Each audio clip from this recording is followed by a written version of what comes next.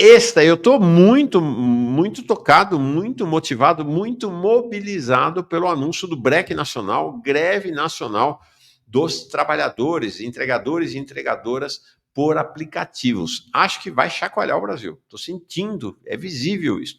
Então, é uma grande alegria receber o Nicolas aqui para essa conversa. Nicolas Souza Santos, né, líder, né, um dos líderes da Aliança Nacional dos Entregadores por Aplicativo. Oi, Nicolas, que bom que você veio aqui. Legal. Oi, Mauro, obrigado. Bom dia, meu camarada. Bom dia a todos os espectadores do canal. Estava aqui acompanhando o debate. Bom dia, trabalhadores do Brasil. Quem está aqui acompanhando, eu estou dando uma olhada aqui no chat também. Maneiro ver esse engajamento, esse pessoal preocupado com o futuro da classe trabalhadora no Brasil, até porque a gente é trabalhador, né? Então, portanto, é do nosso futuro que a gente está tratando. E, assim, de forma geral, sim, Mauro, eu acredito que existe campo, existe espaço, né? Até porque a classe trabalhadora no Brasil ela vem sendo esmagada. Vai chegar em uma década, né, que a gente está sendo diariamente colocado contra a parede, vai ter um momento que isso vai ter um reflexo, e eu acho que esse reflexo está chegando, sim. Legal. Olha, deixa eu contar para vocês. Vou chamar o Nicolas de camarada Nicolas. O Nicolas é filiado ao PDT e é um dos integrantes da APR, Ação Popular Revolucionária do PDT. Hoje, inclusive, nós falamos do velho Leonel Brizola, né, que era o principal alvo, né, da CIA, da vigilância da CIA no Brasil, logo depois do golpe, né? Grande Brizola, esse país teria sido outro se ele tivesse sido presidente da República, com toda certeza. Então tá aí, camarada revolucionário, APR, aqui com a gente, também, como vocês estão vendo, entregador de aplicativo. Primeiro, Nicolas, explica, aqui, é isso aí, o Paulo Pinheiro. Como diz a música, sinto vibrando no ar e sei que não é vã a cor da esperança, a esperança no amanhã. E eu acredito, até pelo pouco conhecimento que tenho, que esta categoria aqui, esta categoria de trabalhadores e trabalhadoras, que é uma das mais numerosas do país hoje, 340 mil, apenas 370 mil, apenas na base do iFood. Nós estamos falando de uma categoria de aproximadamente 500 mil de trabalhadores, mais do que bancário, mais do que eletricitário. Talvez só os comerciários seja uma categoria maior do que essa no Brasil hoje. É impressionante. Então é visível sentir esta esperança e nós vamos falar sobre isso com o Nicolas. Mas primeiro, Nicolas, explica para nós, você é um dos líderes da Aliança Nacional dos Entregadores por Aplicativo. O que é esta Aliança Nacional, primeiro? Mauro, a gente é uma organização que foi batizada, né, com esse nome por ocasião da promessa de regulamentação do trabalho por aplicativo, que foi feita pelo Lula durante a campanha ainda. Durante a campanha de 2022, ele e um outro candidato prometeram, o outro candidato, no caso, era do meu partido, Ciro Gomes, prometeram fazer a regulamentação do trabalho por aplicativo em busca de direito para os trabalhadores por aplicativo. Bem, então logo Lula foi eleito, as lideranças do Brasil inteiro, que já tinham um certo contato devido ao BREC de 2020, BREC de 2021, se juntaram e falaram, beleza, mas e aí, a gente vai fazer o quê? Porque durante todo o processo de transição, ninguém foi chamado para poder trocar uma ideia, conversar sobre o que seria essa regulamentação. E então logo o governo iniciou, não sei se as pessoas se lembram, o ministro Luiz Marinho desandou da entrevista na mídia, dizendo, não, pode a Uber ir embora, a gente vai colocar os Correios, não sei o quê. E não é nem questão de discordar, a gente queria saber quem que ele estava ouvindo para poder falar o que ele estava falando. Então a gente chegou até o governo federal, bateu na porta, e para isso a gente precisou de um nome. E aí a gente foi lá e se chamou esse grupo de lideranças de Aliança Nacional dos Entregadores por Aplicativo. Aí, depois desse processo todo, a gente participou da mesa da regulamentação, de fato, né? Eu posso contar sobre isso depois, mas a gente participou da mesa de regulamentação, fomos recebidos pelo coordenador Gilberto Carvalho, e seguimos depois construindo essa luta dentro desse coletivo, dentro dessa Aliança Nacional, que é uma organização horizontal, não é uma organização com personalidade jurídica, a gente não tem um CNPJ, a gente não sabe aonde a luta vai nos levar, né, para a gente poder ter essa necessidade de se formalizar, mas é um coletivo com 34 representações de vários estados do país e que se reúne semanalmente para poder debater o que é que as ruas têm dito a respeito da nossa realidade, né? E é importante frisar também que são todas lideranças que não são as lideranças tradicionais sindicalistas, porque a gente hoje vive num limbo, né, numa região meio cinza, e todo mundo, a gente não é liberado, a gente não é nada disso, a gente é trabalhador, a gente está na rua, na hora que terminar essa entrevista aqui eu vou subir na moto e vou fazer entrega. E aí a aliança ela é composta de trabalhadores reais, que estão vivendo todo dia a rua, que vivem disso, que vivem das entregas, e que se juntam todas as semanas para poder debater e tirar política sobre o que a gente vai fazer com relação a isso. E foi inclusive daí que surgiu a ideia de fazer esse novo break. Nós vamos falar, sim, sobre essa questão do projeto de regulamentação do governo Lula para os trabalhadores por aplicativos. A Aliança Nacional, ela está em quantas cidades do país? 21. 21 cidades. Vocês são em quantas lideranças da Aliança? 34, porque a gente... Mas não tem presidente, diretoria, não. É um grupo horizontalizado, é isso? Horizontalizado. A gente não tem presidente, a gente não tem executiva, todo mundo ali tem que agarrar tarefa, todo mundo faz deliberação política, todo mundo vota tudo, todo mundo tem o mesmo direito à voz e voto ali no caso, né? É uma organização horizontalizada. Que outras organizações tem no contexto aí dos entregadores?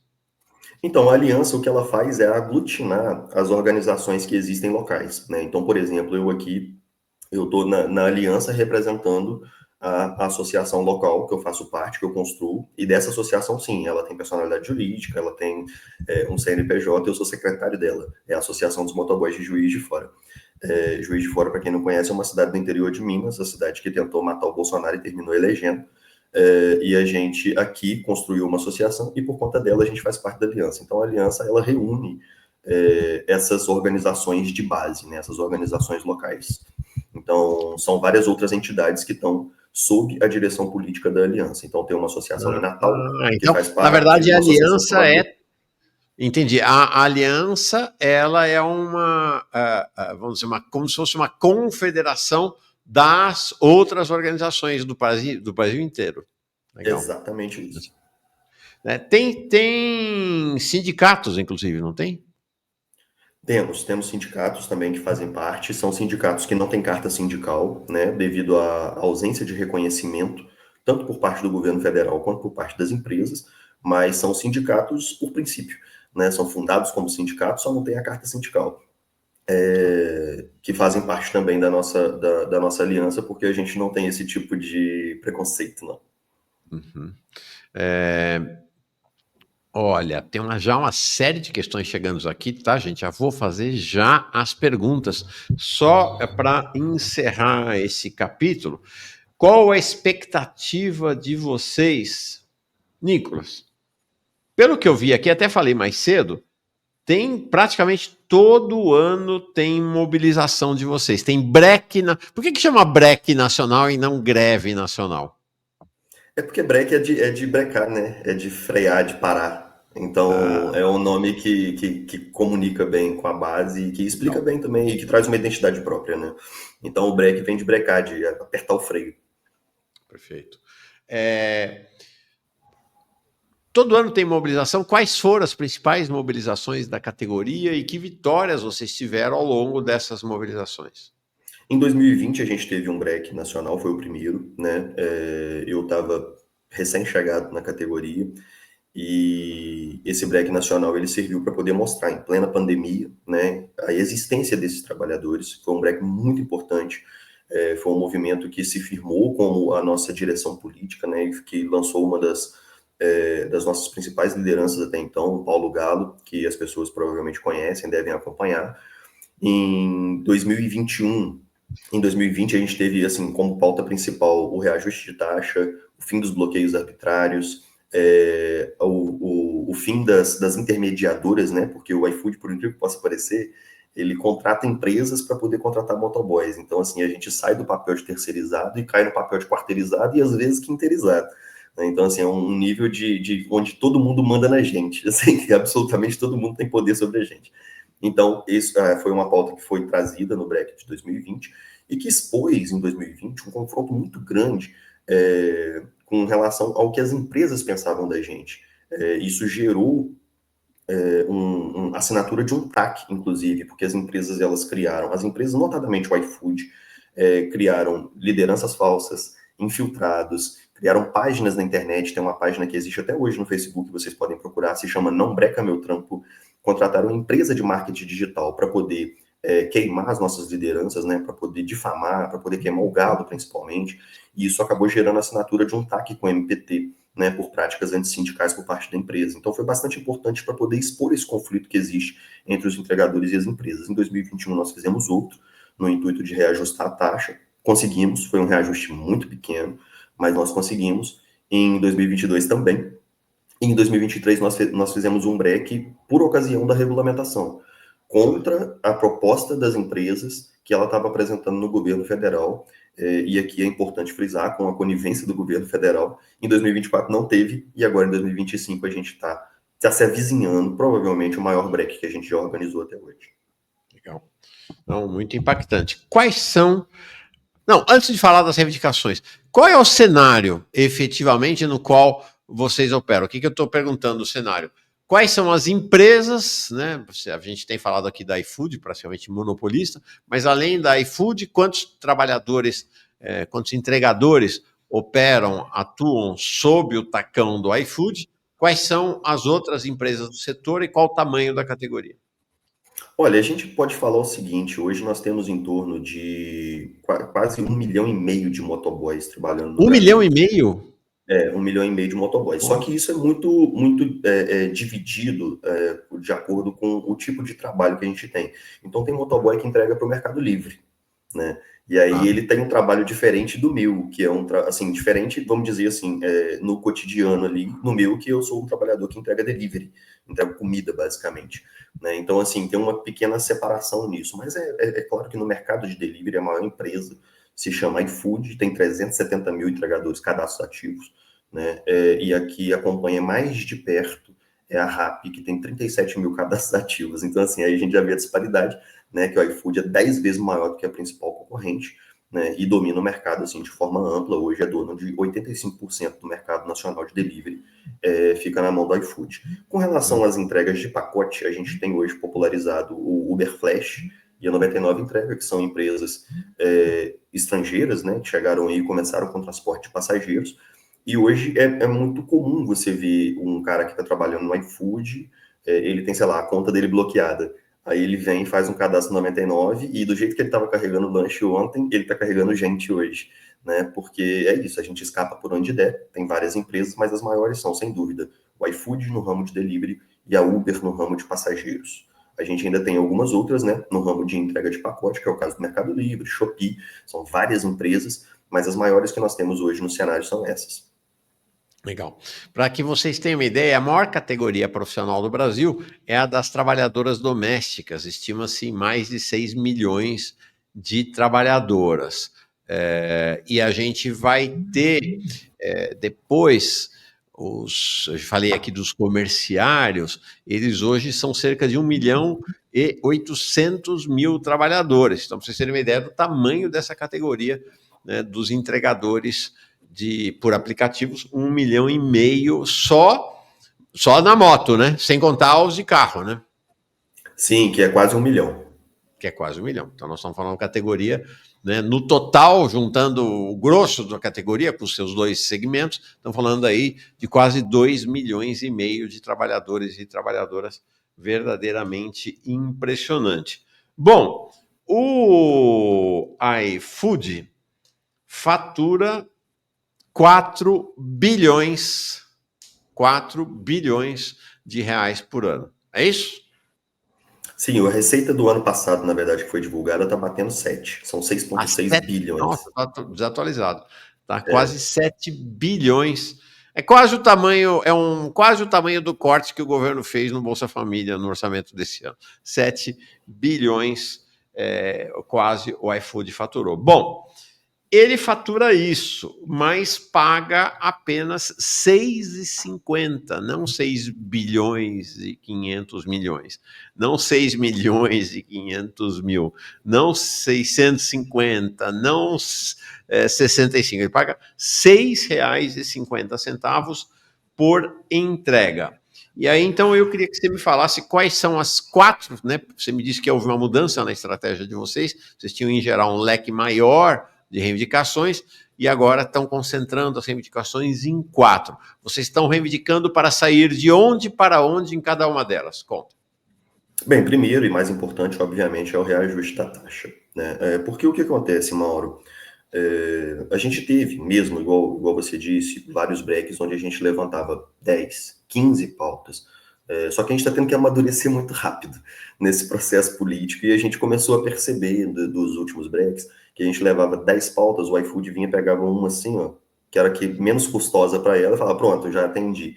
E isso desmobilizava a categoria, porque afinal de contas alguma coisa tinha sido atendida.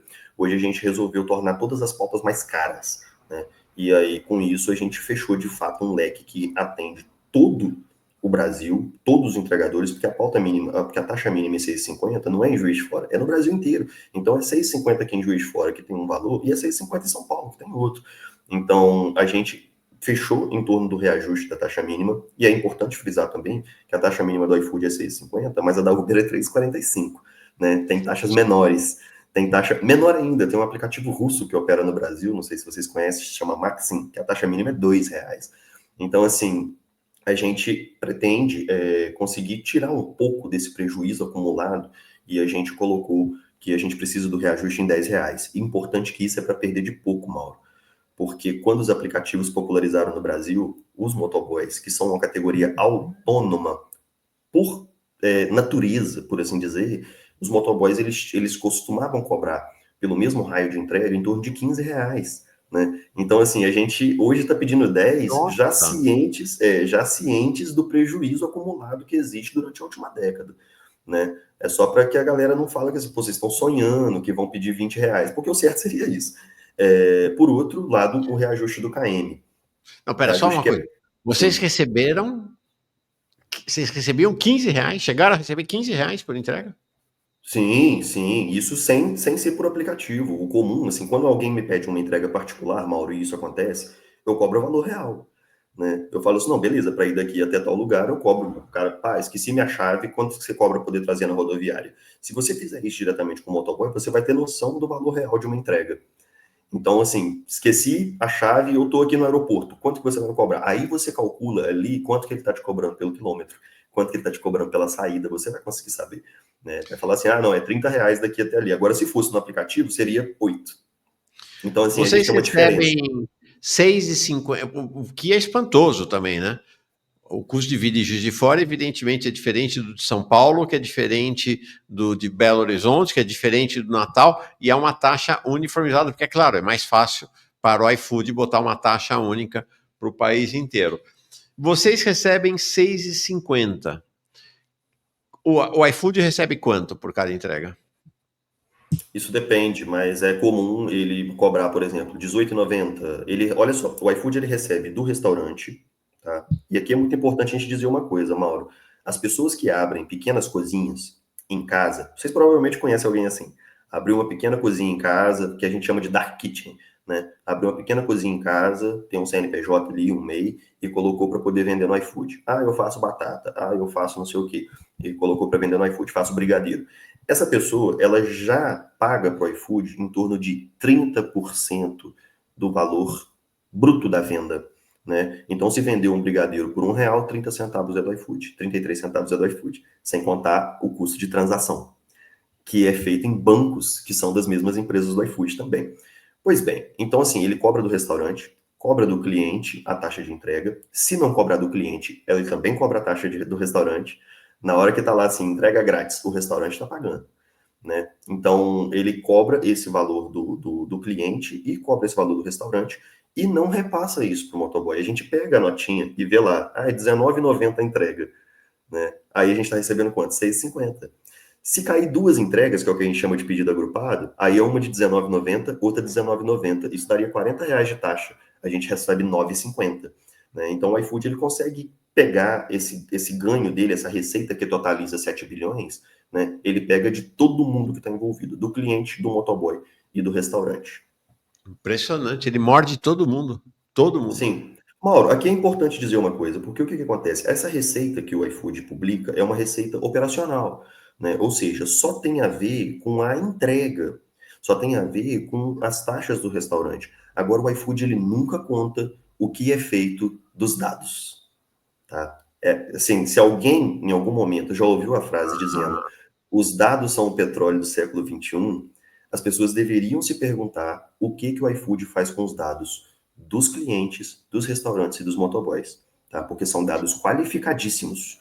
E aí a pessoa normalmente fala assim, engraçado, troquei o chip semana passada, como é que o banco já me achou?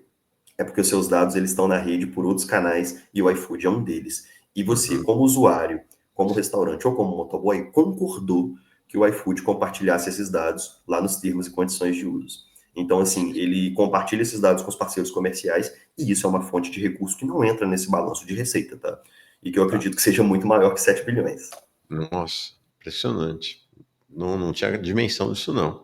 Então, você falou da taxa mínima, de 6,50 para 10. Você fez referência a um outro tema que eu sei que é mais uma, é a segunda reivindicação, que é essa questão da taxa por entrega, taxa integral por entrega. Até brinquei aqui mais cedo que isso é um trava-língua, né? É Taxa difícil. integral por entrega. O que quer dizer isso? Explica para nós, essa reivindicação. É justamente essa situação. O que o iFood faz? Se eu tiver, por exemplo, vou coletar um pedido no restaurante, aí vai lá e toca outro pedido nesse mesmo restaurante. Aí, esse outro pedido, ele não paga a mesma taxa. Então, assim, se uma taxa é 6,50, na hora que eu vou pegar outra, ele paga 3. Por quê? Também não sei. Porque, assim, é o mesmo trabalho, né? Então, eu deveria receber 6,50 aqui, 6,50 aqui, se tiver uma terceira, 6,50 aqui também. Mas ele vai só adicionando R$ 3 na rota. Então, ele não paga a taxa integral, embora ele cobre do cliente, ele cobra a taxa integral. Ele só não repassa essa taxa integral para a gente. Então, isso é uma bandeira também, porque antes a bandeira que a gente levantava era fim de rota agrupada, né? Que era o quê? Fazer uma entrega e volta.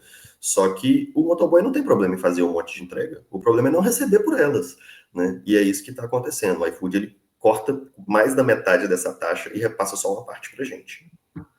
Então, segunda reivindicação é a taxa integral por entrega. Isso. Terceira reivindicação diz respeito ao quilômetro rodado. Como é que é isso? Exatamente, porque ele está congelado em 1,50 há muito tempo. E a gente já sabe, com os cálculos que a gente fez, que para poder compensar os custos do trabalho, né? Que a gente, por exemplo, eu rodar 1 quilômetro significa eu gastar gasolina. Quando foi estabelecido em 1,50, a gasolina era um valor, a gasolina agora é outra, não faz sentido o valor do KM ser o mesmo. E a gente fez esse cálculo para poder chegar na correção, e hoje o KM deveria estar girando em torno de 2,50. Então a gente também pede o reajuste no valor do KM, porque é o nosso trabalho mesmo, que é rodar. Né? Então, assim, cada quilômetro que eu rodo, o meu custo aumenta, portanto, eu preciso desse repasse. Ele não pode ficar congelado por tanto tempo assim, e são vários anos congelado em 1,50. Ok, mais uma reivindicação. A última reivindicação de vocês tem a ver com o pessoal das bikes, é isso? Claro, porque assim, existem planos do iFood, e aí é um outro lugar onde o iFood também ganha, que é do crédito de carbono. Né? Então, assim, quando ele é um mercado que existe, o crédito de carbono, é um mercado enorme que existe, hoje as pessoas negociam o crédito de carbono. E talvez quando você tenha pedido um iFood, você já deve ter visto lá assim, a pegada de carbono foi reduzida, né? Isso porque enviou de moto ou enviou de bicicleta, ou seja, esse crédito de carbono ele está sendo tirado exatamente do trabalho do bike, né? Que inclusive não é remunerado por isso. Então, existem outros aplicativos que remuneram por isso, mas o iFood não remunera. Então, ele vai lá e retira, ele ganha crédito de carbono nisso. Então, é nítido o interesse do iFood de aumentar a quantidade de ciclistas que entregam pela plataforma. E aí, com isso, ele vem aumentando também o valor do quilômetro que ele entrega para esse ciclista rodar.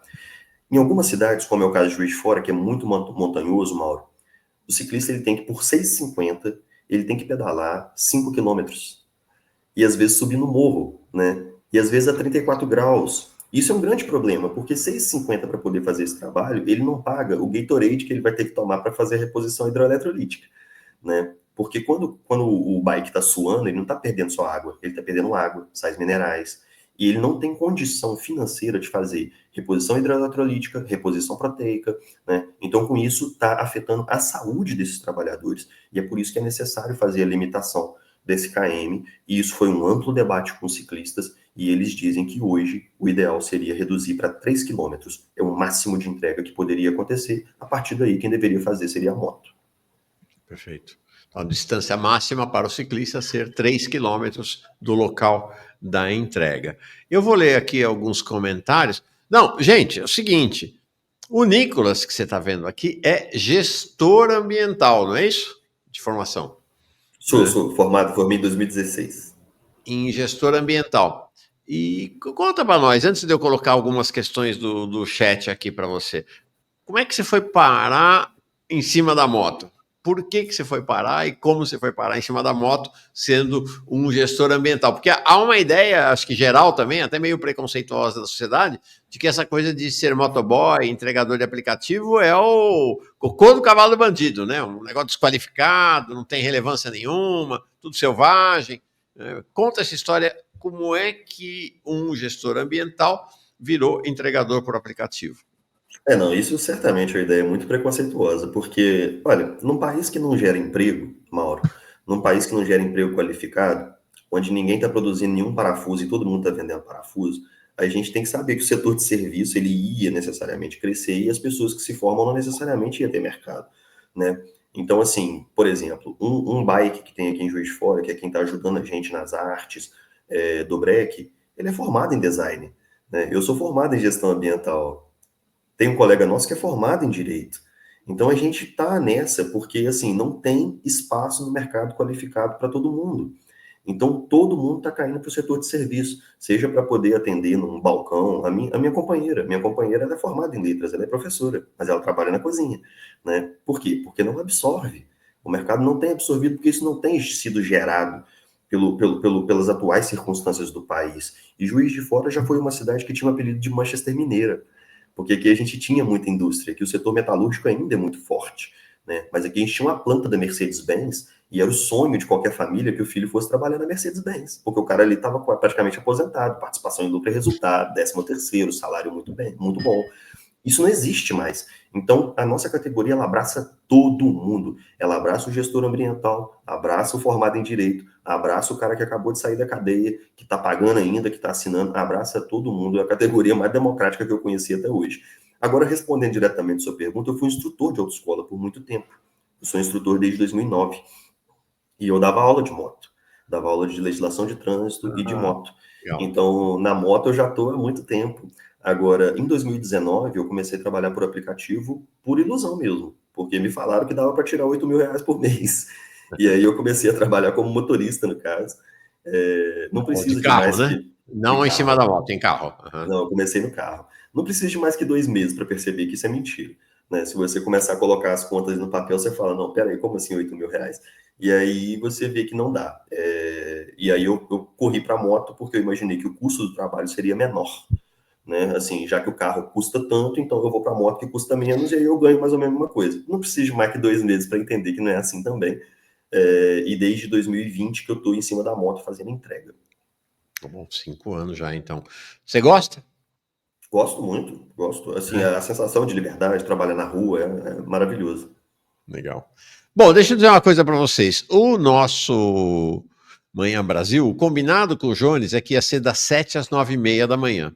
Nunca foi até as 9 da manhã. A gente termina entre 10h30 e 11. E hoje vamos em frente, tá? Não vamos parar, não. Hoje quem estiver cansado, depois nós vamos ter um recorte dessa conversa com o Nicolas, evidentemente, mas não vou te largar tão cedo, acho que é muito crucial esse debate aqui, Nicolas, se você puder, a gente fica pelo menos aqui até 11h30 da manhã, acho que tem muito assunto para falar contigo.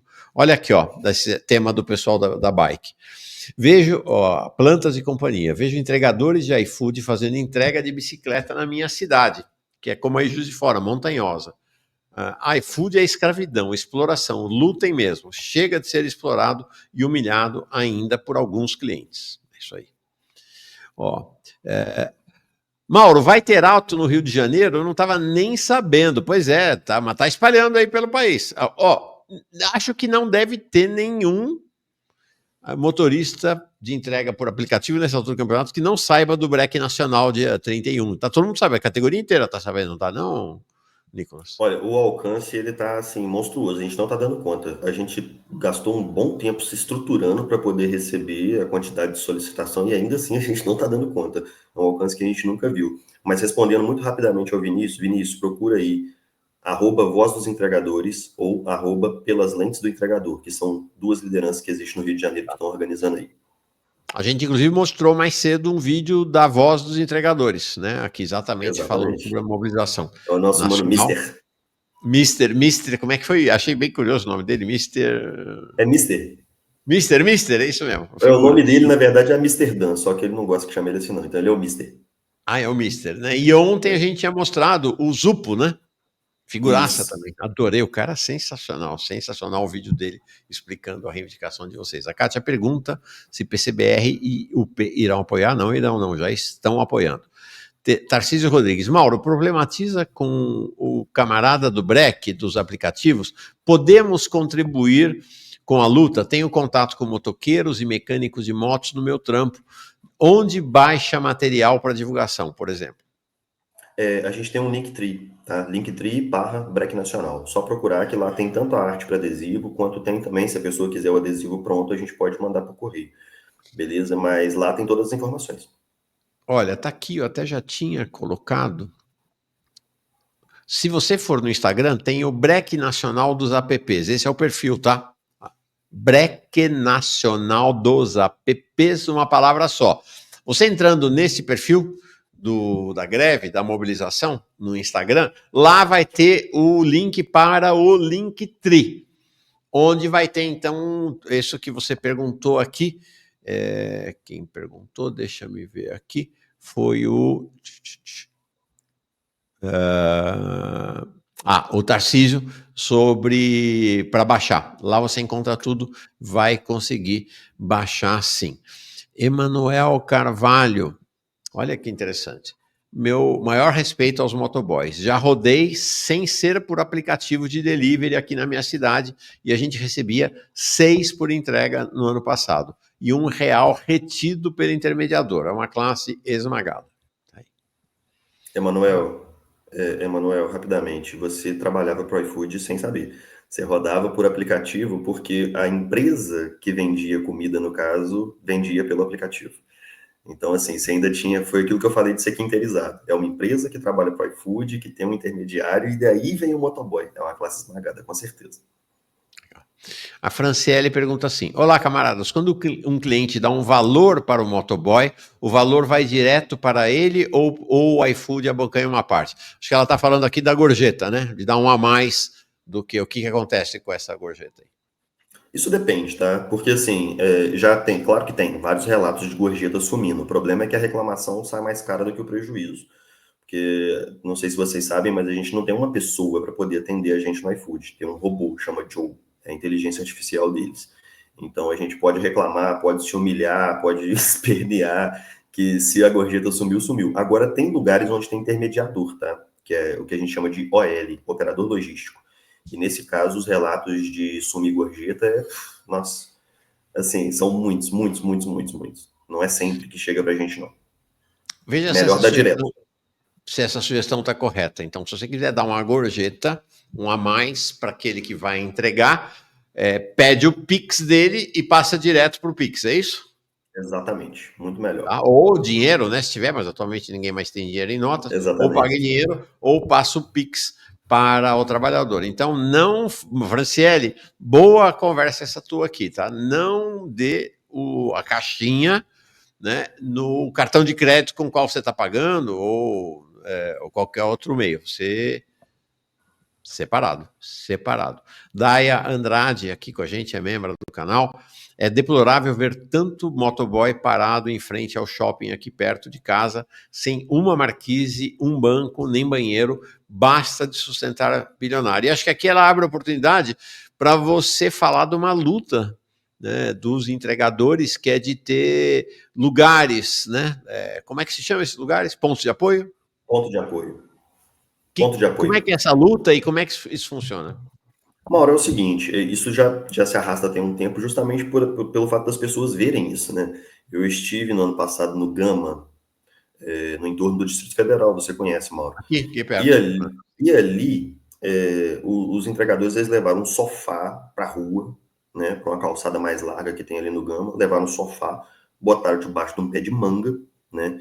E aí quando chove, ele senta assim, bota o capacete, fecha a viseira e fica na chuva, esperando tocar. E é isso, assim, não tem uma solução para isso que não seja que as empresas forneçam pontos de apoio. Existe mais de uma alternativa para isso. Uma é o poder público fornecer e a outra empresa fornecer. Aqui em Juiz de Fora, a gente partiu do princípio de quem lucra é quem tem que manter.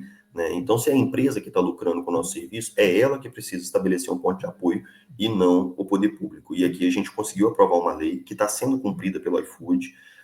Não foi de graça, foi com muita briga, muita luta, mas a gente tem aqui uma lei que está sendo cumprida pelo iFood e por um aplicativo local chamado Robin Food, que é um ponto de apoio. E lá tem micro-ondas, geladeira, chuveiro e tudo, mas isso é uma exceção, tá? Isso não é comum, isso não tem em Brasília, não tem um ponto de apoio assim em São Paulo, não tem um ponto de apoio assim no Rio de Janeiro.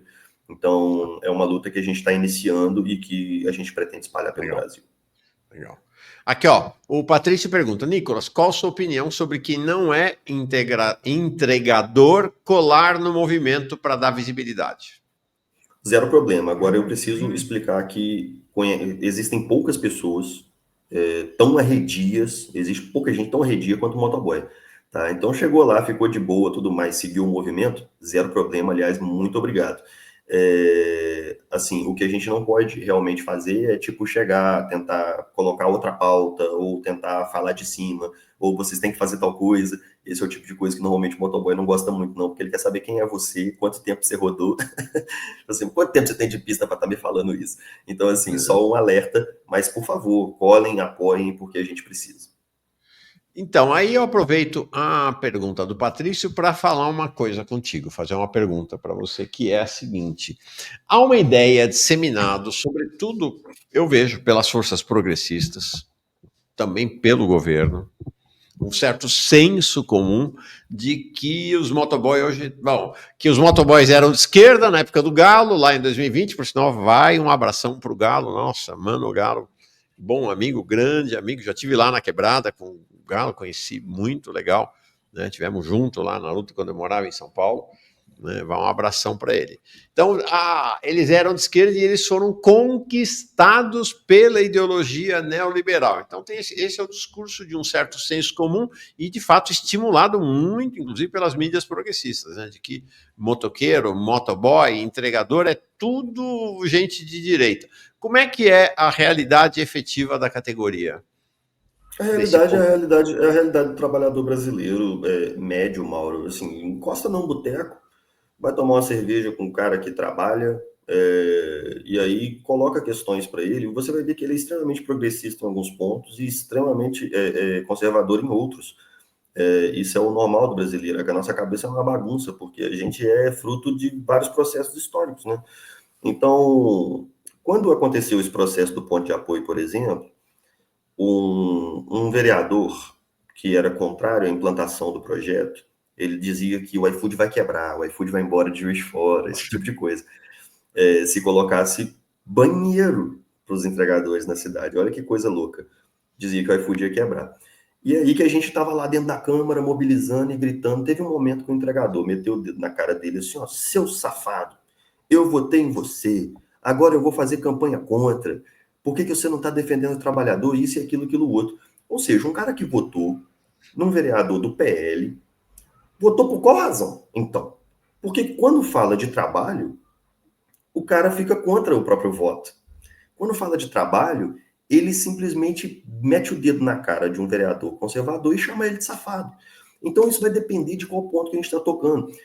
Eu vi ontem uma postagem no Mídia Ninja, Mauro, sobre o nosso break. Os comentários eles são tristes, eles são chocantes, porque as pessoas elas querem estar certas, elas não querem de fato apoiar o movimento da classe trabalhadora. Ele fala, ah, Uhum. mas não era empreendedor? Ah, mas vocês então não era isso e aquilo? Então agora vocês estão querendo ajuda? O que é isso? O que é É. isso? Então quer dizer então que você vai ficar jogando a culpa da falta de consciência de classe no cara que é, obviamente, manipulado pelo discurso dominante? É assim então que se pretende fazer alguma coisa? Né? Então, assim, a tristeza vem daí. É as pessoas precisarem mais defender um tipo de pensamento do que defender de fato os trabalhadores. Isso é um problemaço. É um problemaço. A gente precisa saber como é que supera. Mas Sim. não vai ser só em época eleitoral. Porque aí, quando chega na eleição, o que acontece é reflexo desse tipo de atitude. Né? Uhum. É esse que é o problema, porque a gente tem memória muito boa. Tá? A gente vai saber quem é que estava do nosso Sim, lado. sim.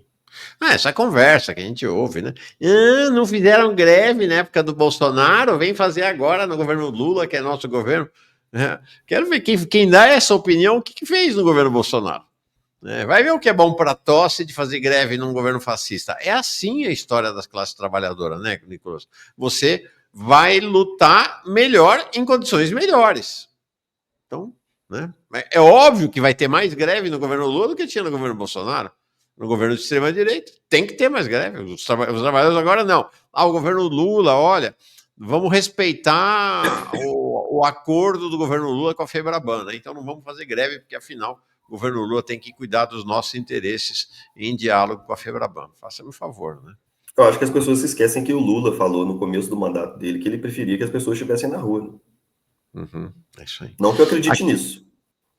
Uma pergunta para você também em relação a essa questão do preconceito, do comunismo Parato Evaldo Souza Ferreira. Existe um tratamento preconceituoso dos motoboys pelos órgãos de fiscalização do trânsito, tipo Autarquia Municipal de Trânsito, Detrans, Polícia Rodoviária Federal? Mas certamente, a gente está aqui com um caso de um motoboy na nossa cidade, Mauro, e que ele foi, uma viatura da Polícia Militar foi para contramão, sem absolutamente nenhum motivo aparente, saiu da própria mão, foi para contramão, acertou o nosso colega e matou ele imediatamente. Isso Nossa. aconteceu agora no final de janeiro. Então a gente, assim, todos os motoboys que viram o vídeo, porque isso foi gravado, né, que viram o vídeo falaram, ah, tá explicado. Ou seja, todo mundo passou por isso em algum momento, de ser fechado por causa da polícia, de tomar um esculacho numa blitz, de ser perseguido mesmo, né? Então aqui a gente tem figuras lendárias da polícia militar que fazem isso, a gente conhece pelo nome, né? Porque a gente sabe que isso acontece, não é uma exceção. Isso é comum, isso é bastante comum por absolutamente quase todo mundo do poder público, na verdade. Vem muito daquele preconceito que você mencionou, Mauro, de que as Perfeito. pessoas acham que o motoboy não tem ciência dos próprios direitos. O Tadeu Alencar Arraes está aqui com a gente. Bom, grande saudação, camarada Tadeu Alencar. Ele é o coordenador do Observatório Nacional do Estado Brasileiro. Ou Observatório do Estado Social Brasileiro, já teve aqui outras vezes. Na quarta-feira que vem, ele estará aqui para um tema de nosso interesse comum, inclusive, Nicolas, e de todos nós. O Observatório encerrou a pesquisa nacional, primeira pesquisa nacional, tá, sobre as condições de trabalho de quem opera no regime na escala 6x1. Então, primeira pesquisa nacional, acho que chegou a 200 municípios, tá? Vai ser muito importante, Tadeu está aqui com a gente, e aí já engato a pergunta. Qual é a escala de trabalho ou qual a jornada de trabalho efetiva de quem trabalha, de quem é entregador?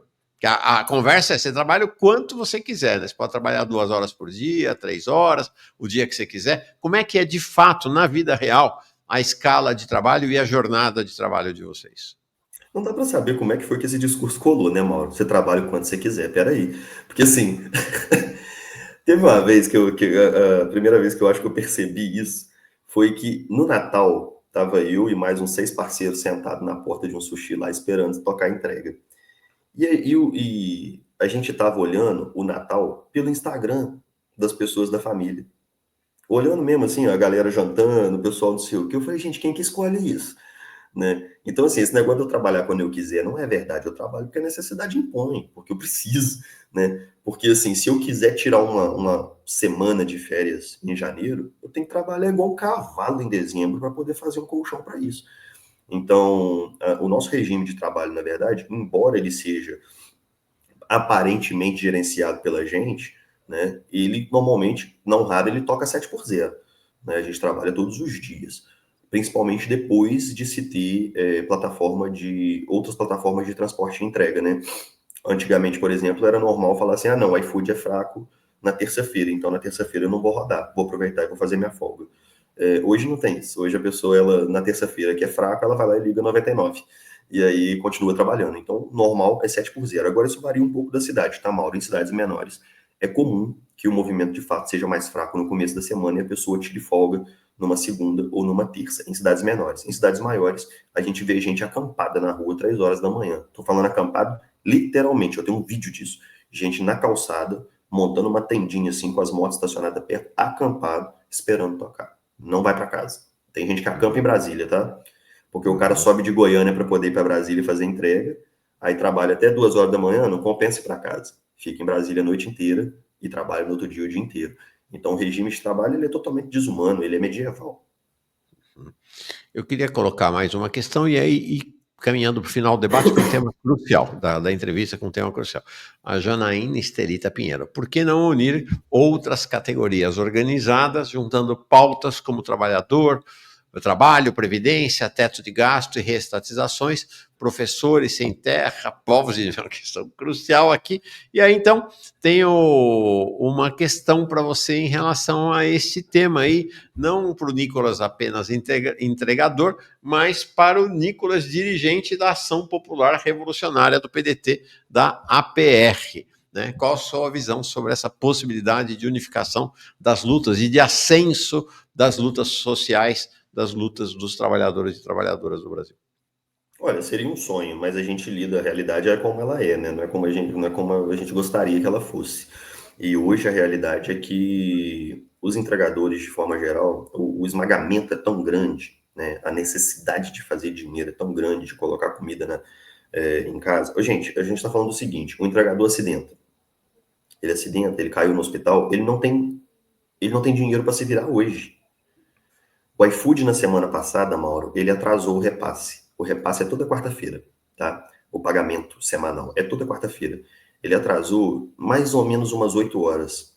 Tem noção de como que ficou frenético os grupos de WhatsApp?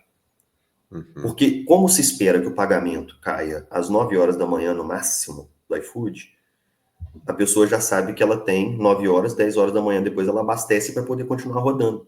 Se o pagamento não cair, ela nem abastece, não consegue continuar rodando. O entregador está vivendo no limite, no limite. Então, por conta disso, é muito difícil hoje a gente conseguir fazer a integração da luta, né? Porque o problema ele é muito concreto, muito real e que ameaça a sobrevivência dos entregadores. Eles não têm exatamente, nós não temos exatamente, é porque aqui a gente tem que colocar uma situação. Eu tenho uma vivência anterior a de ser entregador e uma militância anterior. Então eu consigo compreender esses outros campos e consigo imaginar como que isso poderia ser integrado. Mas hoje a luta real do entregador que está na pista é muito difícil a gente fazer essa integração devido ao fato do nosso próprio problema ser grande demais. A gente precisa de apoio, né? Nosso problema ser grande demais para a gente poder conseguir integrar. A gente não consegue enxergar como que isso poderia ser feito hoje. O Thailson Nunes dizendo, bom demais esse papo. Olha, tem mais uma questão e aí quero entrar no último tema contigo para te liberar também, que você precisa rodar, né? Senão não paga Precisa. as contas hoje. O Matheus Bezerra diz, olha que legal, tenho pizzaria há 20 anos, o iFood cobra 27% de todo o faturamento. Oferecemos banheiro, água, energia, etc. Nem o mínimo oferecem. Somos todos roubados. Estamos juntos nessa luta. Somos todos trabalhadores. Abraço. Tá aí. Tá o que você falou Obrigado, sobre. Matheus. Metade dos motoboys já passaram pela situação de tentar abrir um negocinho no iFood também. Eu já tentei também. Eu desisti porque o cara que trabalha na Dark Kitchen, ele quase que trabalha mais do que um motoboy. É incrível. E ainda tem um sócio, né? 27% ali dentro. O iFood é uma empresa que não tem nenhuma panela e nenhuma moto e é a maior empresa de comida do Brasil. É, isso aí. Bom, queria encerrar contigo falando sobre a iniciativa do governo Lula de regulamentação do trabalho, tanto dos entregadores como dos trabalhadores pelo aplicativo. Então, tanto dos escravizados pelo iFood, quanto os escravizados pelo Uber e outros aplicativos. O professor Ricardo Nunes, Ricardo Antunes, né, um dos maiores especialistas na questão do trabalho no Brasil, tem conversado com a gente, comigo, bastante sobre isso ao longo dos anos e dos últimos meses. E essa semana esteve aqui com a gente, e ele disse que esse projeto do governo é um negócio chocante. Como é que o governo brasileiro foi capaz de construir? O que você tem a dizer sobre essa negociação com o governo e qual era o projeto do governo para vocês, entregadores por aplicativos? Pensa no seguinte, eu vi que vocês fizeram analogia com o futebol aí no debate passado.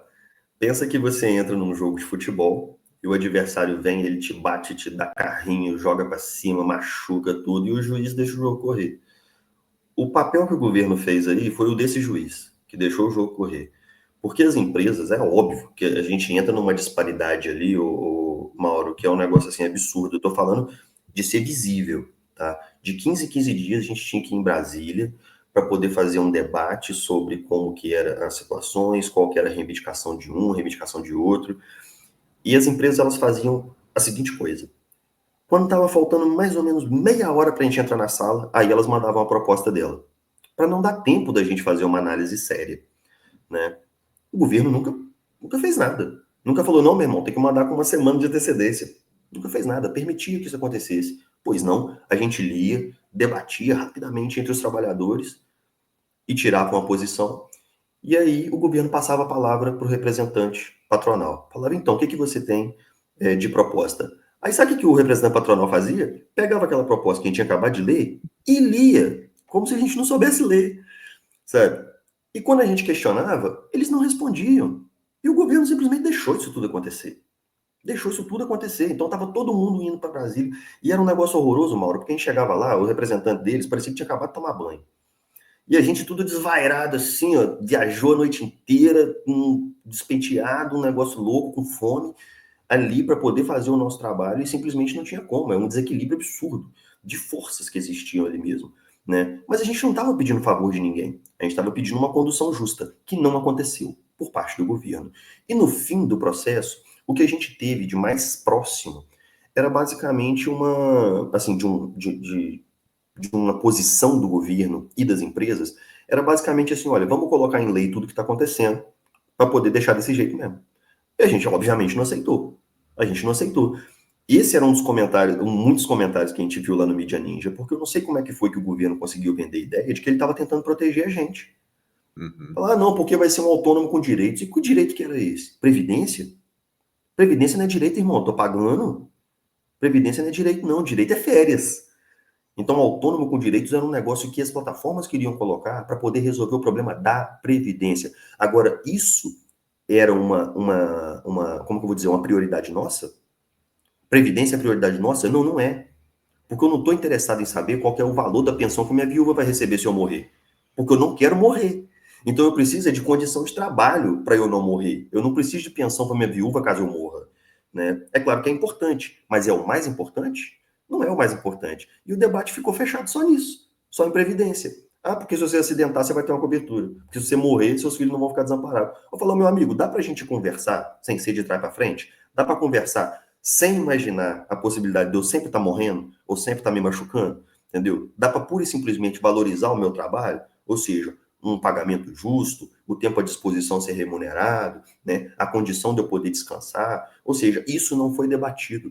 Transparência dos aplicativos não foi debatido. A gente levou 12 pontos para ser debatido e a gente não passou do primeiro.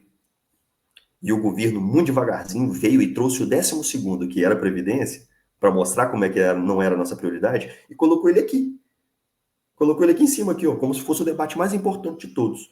E aí que os motoristas, as lideranças dos motoristas, eles aceitaram esse acordo. Nós não. Nós não aceitamos, a gente fez uma manifestação no dia da última reunião na porta do Foi, acho Ministério, que teve... setembro de 2023, não foi? Foi 12 de setembro, teve tiro de borracha, teve gás lacrimogêneo, teve de tudo, e a gente estava lá recusando o que as empresas queriam. Em outras palavras, Mauro, o governo simplesmente se dobrou às empresas e queria fazer exatamente o que elas queriam. Quando o PLP 12 dos motoristas saiu, uma coisa eu tenho certeza, teve champanhe nos escritórios da Uber no Brasil, porque era exatamente o que eles precisavam. E a gente não aceitou isso, por isso que até hoje não saiu regulamentação para os entregadores. E se o governo, a gente já teve contato com o governo depois disso, teve membro do governo que falou, não, a gente vai retomar a mesa. Eu falei, se for do mesmo jeito, não precisa contar com a gente. Se for igual aquele, não precisa contar com a gente, entendeu? Porque a gente tem necessidade de que o discurso do Lula passe de discurso, não seja só discurso. O Lula fez um discurso na campanha dizendo, a gente não pode aceitar que o entregador não tenha descanso, a gente não pode aceitar que o entregador entregue pizza e não tem dinheiro para comprar pizza. Quem não assistiu esse discurso, depois tem o vídeo, pode procurar. O Lula falando sobre entregador, para depois vir oferecer um negócio desse, né? Então, assim, honestamente, eu não acho que seja ingenuidade, tá? Não acho que seja ingenuidade. Mas não gosto de acusar ninguém de má fé também, Mauro. Então, assim, na minha cabeça, o que eu posso acusar é de incompetência, no mínimo. Sim. Você sabe que essa é uma característica, né, que eu tenho visto desfilar por aqui. Ontem, entrevistamos o Ícaro Chaves, que foi um lutador sindicalista da Eletronorte, do sistema Eletrobras, né? Hoje mostrei uma manifestação dos eletricitários, que aconteceu ontem aqui em Brasília, contra o BNDES, o papel do BNDES na privatização das empresas de água e esgoto, né? E entrevistei o Gilmar Mauro, aqui do MST também. Cara, tem uma coisa que é comum a todo mundo. Uma profunda. Porque todo mundo votou no Lula. Todo mundo que passou por aqui votou no Lula. Não teve ninguém que não tenha votado no Lula. Uma profunda decepção com o fato de o governo, na palavra do Gilmar Mauro, na palavra do Ícaro, na palavra dos urbanitários, na sua palavra, ter traído todos os compromissos de campanha. É um negócio assim, há um clima de uma decepção, de uma tristeza profunda em relação ao governo Lula, né? Não, foi. No nosso caso, eu lembro que antes da regulamentação acontecer, um companheiro muito valoroso de luta, Renato Assad, ele é do Entregadores Unidos pela Base lá de São Paulo. Ele me ligou e falou, Nicolas, fala para mim na moral mesmo, qual que é a sua expectativa com relação à regulamentação? Eu falei, 0,1%, né? Ou seja, decepcionado, Mauro, eu não tô não. Mas aí, pelo amor de Deus, não precisava ser assim também, né? Assim, a gente sair de lá e falar, irmão, pelo menos não tinha gasto meu tempo. Porque assim, Mauro, você virar para mim e falar assim, mas o governo chamou vocês lá para poder negociar, então qual que era o interesse do governo? O interesse do governo chamando a gente para negociar era que a gente chancelasse o que eles decidissem. Foi isso que ficou parecendo, né? Por quê? Porque senão como é que o Partido dos Trabalhadores vai fechar um acordo só com as empresas, né? Então ele precisava do trabalhador ali para foto. Foi isso que ficou parecendo no final, né? Porque de verdade eles não deram condições para que a gente participasse em pé de igualdade, não teve fortalecimento nenhum, tá? E estou dizendo o seguinte, Mauro, quando a gente estava lá nas reuniões, era reunião de segunda até quarta até quinta, o que eu estava fazendo para poder me alimentar? O que eu estava fazendo para... Eu não estava. Eu não estava. Mas o governo, tipo, ele não deu, tipo, sei lá, uma diária? Não. Não teve nada. Não teve nada. A gente simplesmente teve que se virar. Teve companheiro que foi com geladeira queimada em casa 3 meses, tá? Eu terminei o ano com uma dívida de 8 mil reais no cartão de crédito da minha companheira. Simplesmente porque a gente não tinha como trabalhar. E para terminar o processo inteiro, né? E não ter nada, ou pior, ter uma defesa das empresas por parte do governo, pera lá, entendeu? Para depois eu ter que escutar a galera que faz a defesa do petismo nas redes sociais, deste governo nas redes sociais, dizer que a gente faz isso porque a gente não tem consciência de classe. É isso que eu tenho que ver depois, quando eu entro no Mídia Ninja da vida, falar assim, não, isso aí vocês fazem porque vocês não têm consciência de classe, fica se achando empreendedor. Meu amigo, a gente não é contra a regulamentação, desde que ela favoreça o trabalhador, né? A regulamentação do jeito que ela foi, ela favorecia as empresas. Tem que falar dessa forma, claramente. Muito forte, muito legal, Nicolas. Muito verdadeiro o que você fala. Paulo Pinheiro diz assim, nós vamos encerrar, que o Nicolas precisa rodar.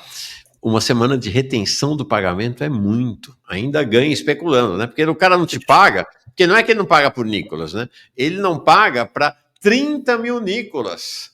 E aí esse dinheiro com uma semana com ele rendendo juro, né? Não é só.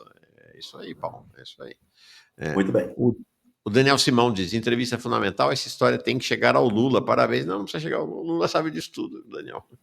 O Lula sabe disso tudo, não precisa chegar não, já chegou, ele sabe bem. Né? Tanto sabe que ele fez as promessas que fez na campanha.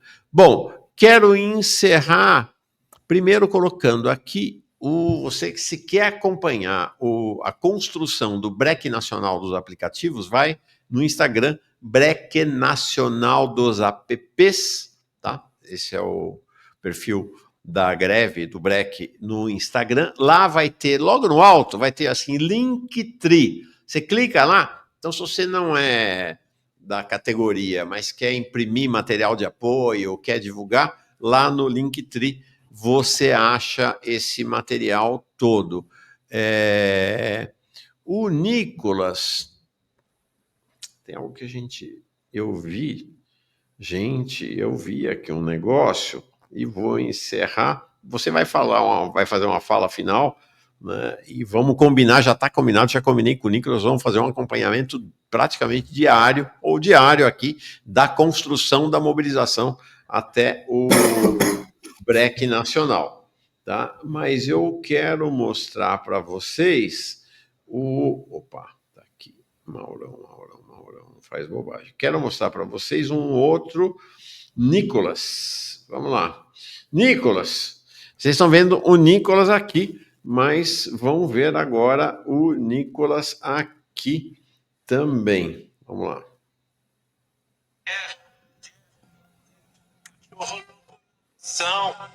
Tá ouvindo aí?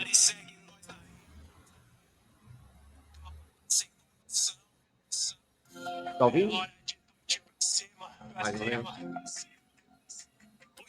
E nós vai brecar, só não treme quem não viu a tropa vai o aço em todo o Brasil. Nossa casa é o asfalto, já nascemos preparados. É dia 31 de março e dia 1º de abril. Quero mais é que o iFood vá pra puta que pariu. Mentira que a escravidão tenha acabado no Brasil. Deu pra ouvir? Deu pra ouvir? Mais ou menos. Então tá bom, é o rap do Nicolas. Não, a gente precisou fazer algumas estratégias. Uma delas foi fazer jingle, né? A gente fez 2 jingles, 2 raps aí, pra galera poder embalar no break. Foi bem legal. No caso é minha, mas o beat é um pouquinho IA, um pouquinho coisa que eu fiz também, e é isso. Legal. Deu para fazer um jingle Tá aí aí. maneiro para poder embalar a galera. É isso aí. O João dizendo que quero mais é que o iFood vá pra puta que o pariu. É isso aí, nota 10. Tá aí, o nosso compositor e cantor Nicolas. Mensagem final tua para nossa comunidade aqui. Rapaziada, trabalhadores que estão acompanhando, eu estou acompanhando o chat aqui. Primeiro, Mauro, muito obrigado, tá, pelo espaço. Eu esbarrei no Jones uma vez lá no aeroporto em Recife, numa formação que a gente fez lá. Foi bem legal, a gente trocou uma ideia, dividiu uma palha lá, conversando. Sempre foi um cara de muito valor, assim, tem muita admiração por você. Espero que a gente logo se esbarre aí em Brasília também para poder tomar um café e conversar mais sobre esse processo todo. O que acontece? Agora, nesse momento, assim, é uma coisa assim, todo mundo que já organizou uma mobilização sabe. É no momento que está chegando, assim, que a gente já emagreceu, já não come direito, a imunidade já foi para casa do chapéu, eu estou aqui tossindo toda hora, gripado, tem 3 dias que eu estou desse jeito, não sei porquê, mas é isso, é uma mobilização, é uma responsabilidade muito grande, é necessário que a gente faça pressão para que essa intermediação, ela aconteça, por parte dos órgãos públicos, não necessariamente do governo, né? A gente tem o Ministério Público do Trabalho, que é um órgão independente, né? Mas a gente precisa que essa intermediação aconteça, que esse diálogo aconteça com as plataformas. A nossa ideia é pressionar pelo tempo que a gente pode. A gente não pode fazer paralisação de um mês, tá? Como eu disse, as lideranças não são liberadas. Terminando aqui, eu vou precisar subir na moto e trabalhar, entendeu? Enquanto organiza envio de material, enquanto faz tudo, é tudo muito apertado. Todo apoio é bem-vindo. Eu tenho visto, assim, com muito carinho, com muita emoção, várias pessoas, vários movimentos chegando lá no Instagram, dizendo como é que eu ajudo, tem várias formas, por favor, procurem a página do Breque Nacional dos Apps, tem várias formas de se apoiar, de se ajudar os nossos companheiros, que a gente está amadurecendo nessa luta, né? Somos todos trabalhadores e a nossa ideia é a gente colocar mesmo o capital de costas na parede pelo menos uma vez, né? Porque a gente normalmente fica esmagado, mas pelo menos uma vez a gente poder mostrar que existe a possibilidade da gente ganhar, que o trabalhador unido tem muita força e a gente tem capacidade de fazer frente a essa exploração. No mais, agradeço imensamente todo mundo que estava acompanhando aqui, agradeço muito, Mauro, a gente tem muito trabalho pela frente ainda, e no dia 31 e dia 1º, existe uma coisa que vocês podem fazer também. Ajudem nas redes sociais com as hashtags Break dos Apps 25 e Nosso Trampo Vale Mais, beleza? Nas redes sociais com as hashtags e, obviamente, não pedindo pelo iFood, né? Não pedindo pelas plataformas digitais, porque isso atrapalha o nosso serviço de convencimento do colega. Então, não tendo pedido é muito mais interessante, porque assim a gente não tem que ficar fazendo trabalhador brigar com o trabalhador, que é a última coisa que a gente quer para esse break, beleza? E no mais, eu estou à disposição, Mauro, para todo momento aqui. Muito legal. Agradeço mesmo. Palavra de ordem para você que não é entregador, entregadora por aplicativo. Dia 31 de abril ou 31 de março e 1 de abril é proibido fazer pedido pelo iFood. Proibido. Não faça pedido pelo iFood. Se você quer ajudar na luta, essa é uma das principais ações que você pode fazer. Como diz o Alberto Passarelli, quem pedir iFood no dia do break é pelego e fura greve. Isso mesmo. Obrigado, Mauro, boa... Fala. Eu posso fazer uma observação muito rápida que eu vi um comentário aqui? Por favor. Desculpa, tá? Tem um perfil aqui chamado Lula 2026, igual eu disse, eu estou acompanhando o chat. E ele disse aqui o seguinte: eles não pagam nada e têm direitos que nós pagamos. Olha só. Isso daí é um problema. Por um lado é verdade, tá? Principalmente quando a gente cai e morre e vai para o SUS. Isso é uma conta que a sociedade inteira paga. Mas é um erro dizer que os entregadores não pagam absolutamente nada para a sociedade, tá? Simplesmente porque o custo do nosso trabalho ele é baseado em consumo de gasolina, consumo de manutenção de peças, e é um consumo muito alto, e são impostos muito altos que nós pagamos. Então, a gente contribui para a sociedade no custo do trabalho e no consumo pessoal, porque a gente faz mercado, a gente faz tudo que todo mundo faz, e o nosso trabalho por si só, ele tem uma carga tributária altíssima, né? Então, a gente contribui, sim, para a sociedade de forma geral. As pessoas não podem colocar a gente como se fosse sanguessuga, isso é um erro. É isso aí, não pode mesmo. Semana que vem, ou o Nicolas, ou quem ele indicar, da liderança da paralisação do BREC Nacional, vai estar aqui com a gente de novo. Valeu, Nicolas. Obrigado demais, viu? Valeu, Mauro. Valeu, geral. Tamo junto.